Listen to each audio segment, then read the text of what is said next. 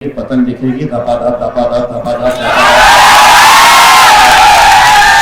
और 8 तारीख के दिन जश्न की तैयारी करना, यकीन मानिएगा सिर्फ ओखला जश्न नहीं मनाएगा, पूरा हिंदुस्तान इंशाअल्लाह। मुझे मालूम है कि किस तरीके से हर रोज यहाँ पर कोई ना कोई आ रहा है, बस निशाने के ऊपर ऐसा लग रहा है कि और कोई लड़ ही नहीं रहा है। कांग्रेस का स्टेज सजा है, चर्चा हमारी हो रही है। आम आदमी पार्टी का स्टेज लगा है, चर्चा हमारी हो रही है। भाजपा का लगा है, अरे तुम्हारी महफिल सजी है, चर्चा हमारा हो रहा है। इससे बोलकर और क्या चाहिए? कहीं ना कहीं तो खौफ सता रहा है कि अपन घर जाने वाले हैं, शिफा इंशाअल्लाह आने वाला है। इलाका बीमार हो चुका है, उसे शिफा की जरूरत है। और आप लोग इंशाअल्लाह जिस मकसद से मजलिस इत्तेहाद और मुस्लिमीन ने यह फैसला लिया है कि दिल्ली के अंदर हम सिर्फ 2 ही सीटें लगाएंगे, आधी जीत तो अल्हम्दुलिल्लाह आज हमने हासिल कर लिए कि 2 मासूम बच्चे अपने बाप को आज गले लगा सके हैं। जो बीवी अपने शौहर को 5 साल से देखने के लिए तरस रहे थे, वो बीवी आज अपने शौहर को देख पाई है। उसके घर वाले जो इंतजार कर रहे थे 5 साल से शिफा कब बाहर आएगा, आज अल्हम्दुलिल्लाह मजलिस की वजह से शिफा को हमने इन सड़कों के ऊपर चलते हुए देखा है, आजाद होकर। और यकीन मानिए दिल्ली पुलिस को मैं एक बात कहना चाहता हूं, जिस शिफा के अतराफ में तुम घूम रहे थे इस इरादे से कि कहीं शिफा जेल से बाहर आ गया है, भाग ना जाए, कुछ कर ना ले, दिल्ली पुलिस एक बात अच्छी तरह से समझ ले, यही शिफा को 8 तारीख के दिन सैल्यूट मारने के लिए खड़े रहेंगे। जिस जेल से शिफा बाहर निकला है, वही जेल से इंशाअल्लाह 8 तारीख के दिन शिफा एक एमएलए बनकर बाहर निकलने वाला है। पूरे हिंदुस्तान के अंदर मेरे नौजवानों, तुम्हें ये पैगाम देना है, बहुत हो चुका है। 76 सालों तक ऐरे गैरों के पीछे दौड़ते रहे। तुम्हारा नेता कभी राहुल गांधी को बनाए, कभी अरविंद केजरीवाल को बनाए, कभी लालू को बनाए, कभी मुलायम को बनाए। अब मौका आया है, तुम्हारा अपना भाई इंशाअल्लाह तुम्हारा नेता बनकर बाहर निकलेगा। मैं असद साहब को कल एक बात कह रहा था कि असद भाई, इतने शहरों में हम घूमते हैं, लेकिन दिल्ली की ओखला के अंदर जाने के बाद वो बात सही साबित होती है कि एक शहर के अंदर 2 शहर कैसे बसते हैं। एक वो शहर जहां पर वो रहते हैं, एक वो शहर जहां पर हम रहते हैं। क्या वजह है कि 76 सालों के अंदर हम आज भी अगर इलेक्शन लड़ रहे हैं तो किन मुद्दों के ऊपर? तो हमें पानी चाहिए, वाह, किन मुद्दों के लिए कि हमारी गलियां साफ होनी चाहिए, कचरा नहीं दिखना चाहिए, छोटी छोटी गलियां हैं उसमें अच्छा सड़क चाहिए। 76 सालों से ये आवाम इन्हीं मुद्दों के ऊपर लड़ रही है। हर 5 साल के बाद वो आएंगे, आपको वादा करेंगे, खसमें खाएंगे, अपना मैनिफेस्टो दिखाएंगे। क्या वजह है मेरे भाई? एक बात बताओ, थोड़ी तकलीफ होगी, हमें कभी कोई गैरों ने नहीं लूटा है। हमें अगर किसी ने बर्बाद किया है तो हमारे अपनों ने ही किया है। ये एक सच्चाई है। मैं उन तमाम मुसलमान लीडर जो आप आज आम आदमी पार्टी के स्टेज के ऊपर नजर आ रहे हैं, जो कांग्रेस के स्टेज के ऊपर नजर आ रहे हैं, 2 सीटें, महज 2 सीटों के लिए इतना बड़ा बवाल। अरे 68 सीटें हमने छोड़ी है, जिसको हुकूमत बनाना है बना ले, लेकिन 2 सीटें हक की है, ईमानदारी की है, इंसाफ की है, सच्चाई की है। हमको हुकूमत नहीं बना सकेंगे 2 सीटों के ऊपर, लेकिन आज हिंदुस्तान का पूरा मुसलमान ये देख रहा है और तुमसे ये उम्मीद लगाए बैठा है, कल ऐसा ना हो कि हम पर कभी कोई बुरा वक्त आए और कोई शिफा हमें रास्ते के ऊपर तुम्हारी आवाज बनकर लड़ने के लिए तैयार ना हो। ये एक इम्तिहान है और इस इम्तिहान के अंदर तुम्हें सिर्फ अपने आप को कामयाब नहीं करना है बल्कि हिंदुस्तान के मुसलमानों को कामयाब करना है। कैसे दौर से हम गुजर रहे हैं, भाजपा का डर बार बार दिखाया जाता है।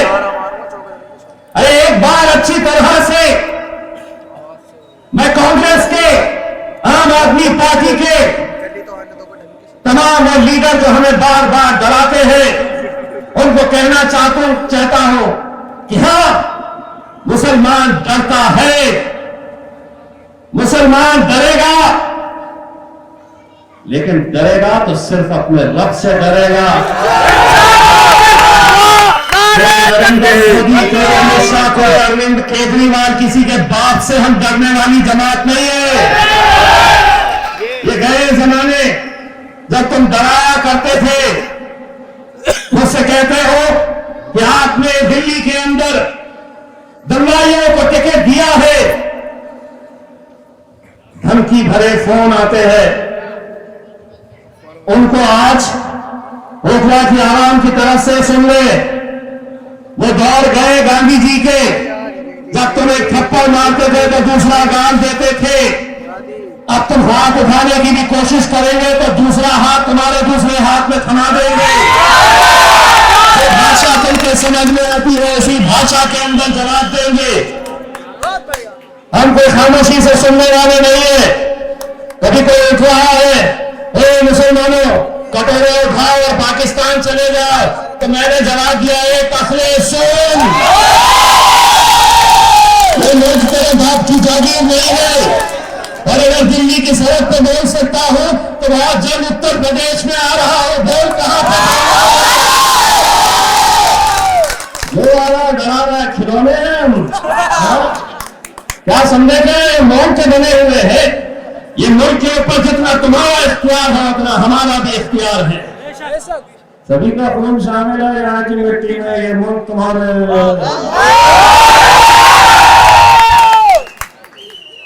क्या है, सभी का मुल्क शामिल है यहाँ की मिट्टी में। चाचा आप बोलिए जोर से।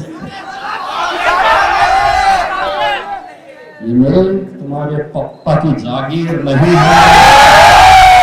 इलेक्शन लड़ेंगे हम, मजबूती के साथ लड़ेंगे इंशाअल्लाह। कोई फिक्र करने की जरूरत नहीं है, फिजा बदल रही है। और जो जुल्म तुम कर रहे हो, उठा रहे हो, डाल रहे हो, जेलों के अंदर 5-5 साल तक कोई सुनवाई नहीं हो रही है। अब हम तुमको एक पैगाम देंगे, जब भी किसी बेकसूर को उठाकर जेल में डालेंगे इंशाअल्लाह हम उसको एमएलए बनाकर बाहर निकालेंगे।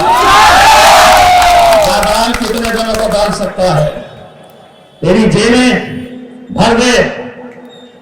और एक बात मैं हुकूमतों को यह कहना चाहता हूं, जो समझ रहे हैं कि हमारे पास बहुत ताकतें हैं, हम कुछ भी कर सकते हैं, ताकतें तुम्हारी है और खुदा हमारा है।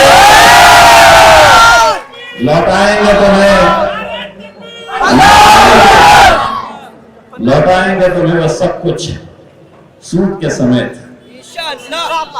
हम पर तुम्हारे जुल्म का जितना उधार है, अगर ताकत है तुम्हारे पास, अगर ताकत है तुम्हारे पास, तो हमारे पास भी रहमत परवरदिगार है। कब तक अहले गैरों की गुलामी करते रहेंगे मेरे भाई? कब तक? आज एक ऐसे दौर से हम गुजर रहे हैं कि जो हमारी शिनाख्त, हमारी पहचान को खत्म करने की कोशिश की जा रही है। वक्त की जमीनें हमसे छीनी जा रही है। कभी कहते हैं कि ये नहीं खाना, वो नहीं खाना, ये पहनो, वो पहनो।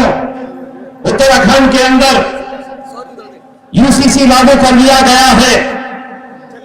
मकसद ये है कि आने वाले वक्त के अंदर तुम्हारी मजहबी शिनाख्त तुम दिखा नहीं सकेंगे। मस्जिदों से लाउड स्पीकर हटा दिए जाएंगे,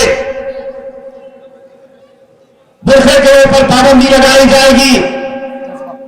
लेकिन यहां के मुसलमान है, नहीं, हमको तो सेक्युलर पार्टियों का साथ देना है। भाड़ में गया तुम्हारा सेक्युलरिज्म। बहुत सालों तक हमने ये शब्द सुनते आए हैं, बहुत सालों तक हमने सुना है तुम्हारी बातें, तुम जो कहते थे हम सुनते थे। 76 साल बीत गए ऐसे ही, नस्ल की नस्ल खत्म होती जा रही है। तुम बोलते थे हम सुनते थे, अब वो दौर आया है, मजलिस का दौर आया है, अब हम बोलेंगे और तुम्हारे बाप सुनेंगे, तुम्हारे बाप को भी सुनना पड़ेगा।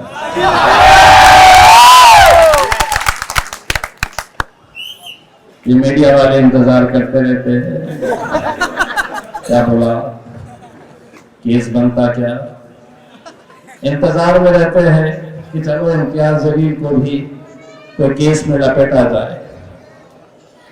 तो सुनो, करो रिकॉर्ड, जितना बोलना है हम बोल लेते हैं, तुम्हारे हाथ में हम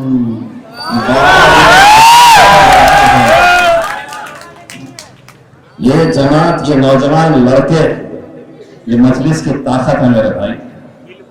वरना आज भी एक ऐसी नस्ल है जो हमको वही सेक्युलरिज्म का पाठ पढ़ा के जाती है, जो समझती है कि हमारा नेता सिर्फ असदुद्दीन अवैसी हो सकता है, हमारा नेता कभी राहुल गांधी हो सकता है, कभी ये हो सकता है, कभी वो हो सकता है।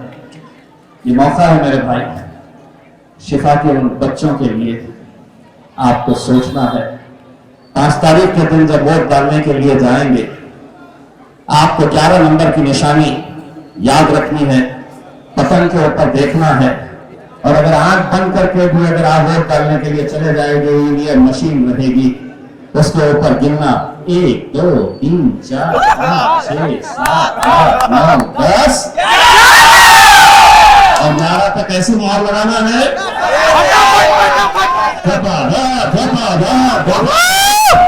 बस मुहर लगाइए।